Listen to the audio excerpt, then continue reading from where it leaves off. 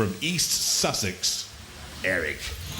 Eric's jaw can crush with a force of 1¼ tons. A car starter motor, wheelchair motors and speed controllers used with an aluminium and stainless steel body. Hi, I'm Mike. This is Ian. This is Bruce. And this is Eric. Eric runs on 2 wheelchair motors powered by 24-volt batteries. The chassis is a space frame triangulated aluminium chassis, fully welded. The cladding is all stainless steel underneath the pretty paintwork. And we have hydraulically operated jaw. So I can just show you how this opens. That will lift up to about 2.5 times that level, probably up to about here when we press the button. And that's capable of lifting about 200 kilos. And it goes with quite a wallop, so we're looking forward to using that. From Essex, King Buxton. Back again from the last series with a revamp, a lifting arm with ramming spikes, a cutting blade at 14 miles an hour. It's the fastest in the heat, and at 3mm, the aluminium body shell is thick. Hi, I'm Simon and Phil. We're back from the last wars with King Buxton. It's been improved, a lot more power, better electronics, should be under better control, fingers crossed. We had a little bit of problem with that last time. The weapons now have been improved. We can actually lift 80 kilograms. We were a bit poor on lifting before, but it's still got the sharp spikes. We've also got this rotary cutter on the back, which is quite talky, should slash through and make quite a nice mess. And the armour's the same again, which stood up quite well, 3mm aluminium. And did the job for us last time, let's hope he does it again. Robot ears, stand by. And so we have Eric, young Bruce Nicholson, Ian Nicholson there in the middle, and Mike Hamilton on the right, and King Buxton, 3, with the great pals Simon Harrison at the controls and Phil Brett. activate. And at 14 miles an hour, it's a nippy start from King Buxton with the front lifting prongs immediately on the attack on Eric. Eric looks solid to me. Again, they come in on the attack. And that's the first time we've seen Eric's jaws open. Trying first to raise King Buxton in the air and then clamp on. Oh, and King Buxton's lost one of the tips to its front rams there on the left-hand side. It's gone. Somewhere on the arena floor is a steel tip. Eric towards the pit, oh goodness me! And King Buxton is left teetering on the brink of oblivion, and Eric, oh no, has backed itself down into the pit. King Buxton spun away and Eric went down.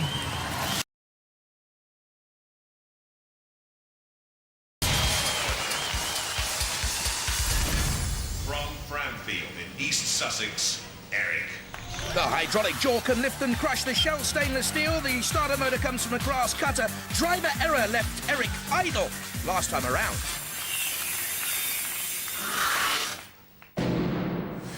And what an error it was against King Buxton. Things look tickety-boo for Eric. Good control, good steering, good weaponry, well on top. Indeed had King Buxton on the jaws of defeat there. But look what happens now. Eric, in trying to topple King B into the pit, went in itself. Oh dear. Hello, my name's Ian Nicholson. This is Bruce, my son, and Mike Hamilton, the other member of the team. This is Eric. It's powered by 2 wheelchair motors off of 24-volt batteries. And it goes at about 12 miles an hour, because that's as fast as we can control it. Our main weapon is this lifting arm, which is hydraulically driven. It has an accumulator on it, which helps it to move fast. That's it, really. From Oxford, seated number 16, kilohertz. Back again with us with the pneumatic action hardened steel blade, a polycarbonate shell, 2 motors, wheels from Gopeds. Kill be hurt is my message to them. And another message.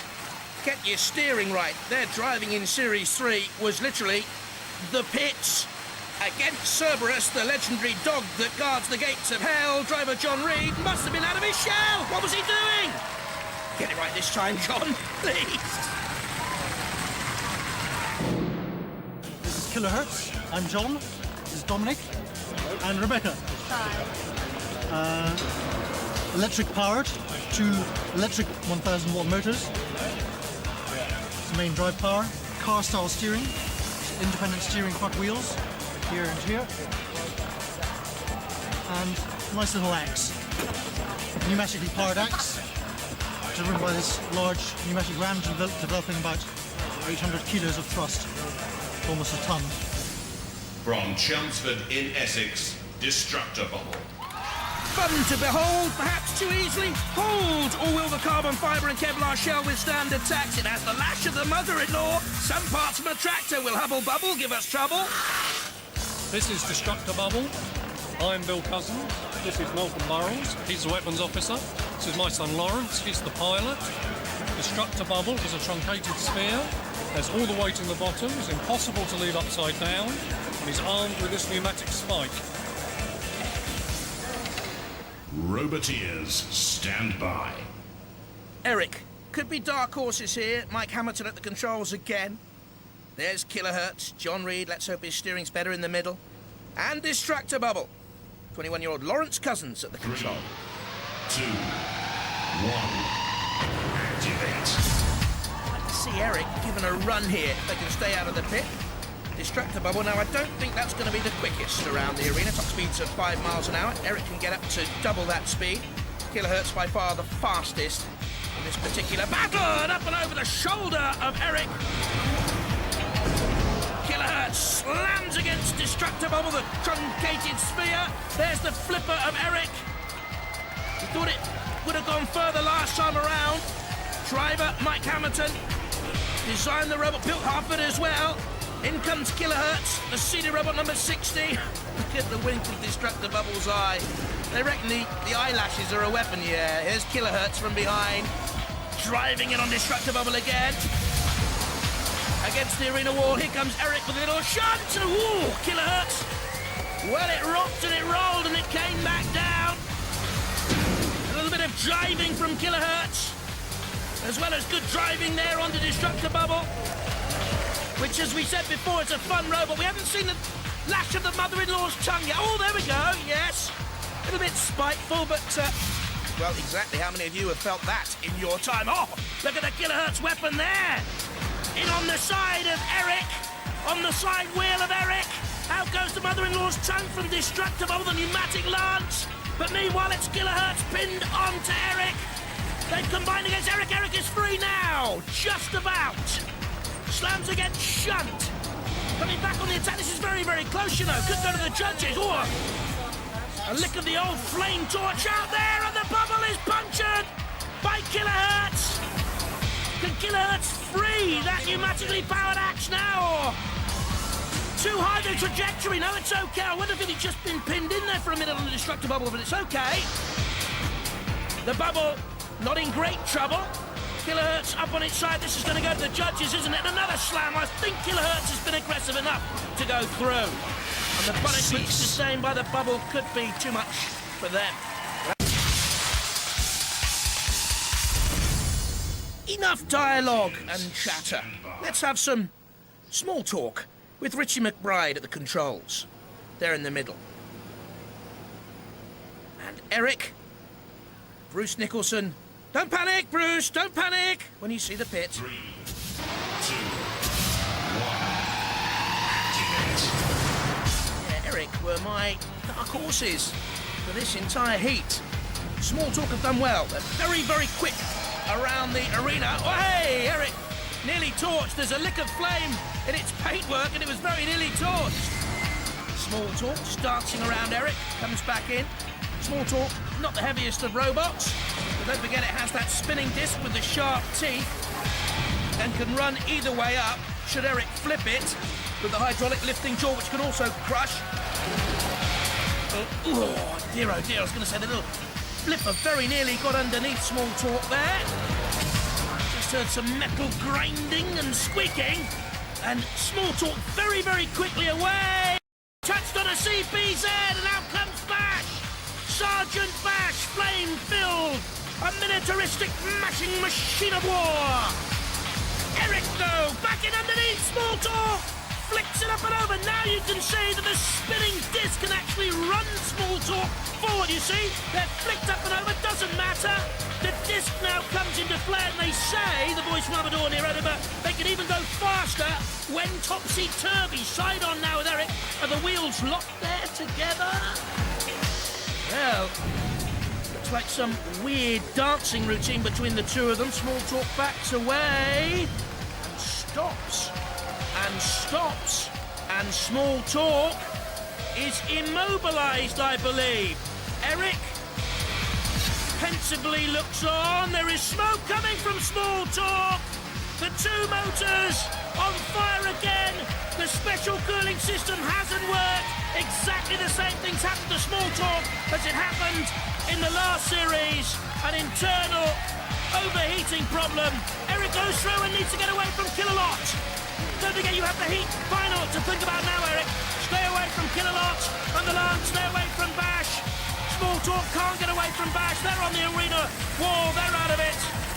Oh, the sparks fly outside, inside, just about everywhere for Small Talk. They're finished.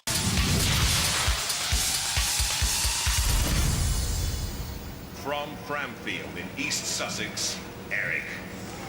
From Norwich, Splinter. 15-year-old karate black belt Craig Wakeman at the controls from Taverham High School in Norwich. And there's Eric, Mike Hamilton at the controls, a kitchen designer. Roboteers, stand by. Splinter, the favourite certainly, heavier. Craig there and Stuart and Eric. 2 metre turning circle. Mike's going to have to be sharp on those controls. 3, 2, 1, activate. Flipper of Eric. Hydraulic lifting jaw, which can crush. And we've got the wheelchair motor powered claws on the front of Splinter and also the scoop. Useful combination. Unusual too. Two of the backs away. Bit of a tentative start to the heat final for a place in our second semi-final. Eric, the front lifting mechanism a little bit slow, mistimed as it came in to meet Splinter. Electrical expert of the team is Ian Nicholson. He is an electrician, a Sparks by trade. Son Bruce, of course, yells if there's any danger. And there is for Eric now in the CPZ from Shunt. And the big axe, the bulldozer, and the front scoop of Shunt. The scoop of Splinter. They're trying to get Eric up and out of the arena, I think. They're combining in there well. But Shunt then hammers against Splinter. Back off, back away. Leave Eric to me, says Shunt. Splinter has other ideas. Eric nudges Matilda, whose bright eyes gleam and then fade as Eric moves away and her prey has gone for the moment. Eric slammed against the arena wall by Splinter. The more aggressive of the two, certainly. There's Craig and Stuart, father and son. Stuart's an instrument production technician. And his Splinter machine bashing against Eric. Eric squeezed against the arena sidewall, gets out. Ooh, for a minute there I thought one of Splinter's arms, claws if you like, have been buckled backwards, but they're okay. It's a very unusual robot and a very effective robot so far. Great innovation in these robots in this series. Splinter up on his side, crashes down. Eric, of course, we know has a Shremec. All eyes on Craig and Stuart, though, in the control box of Splinter.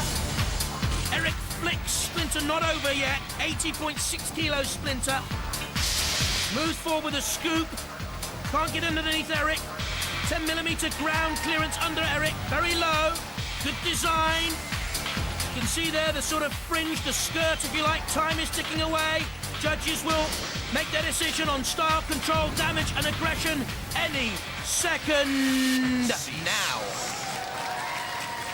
Well, it was quite tentative, I thought. Thoughtful. Very close.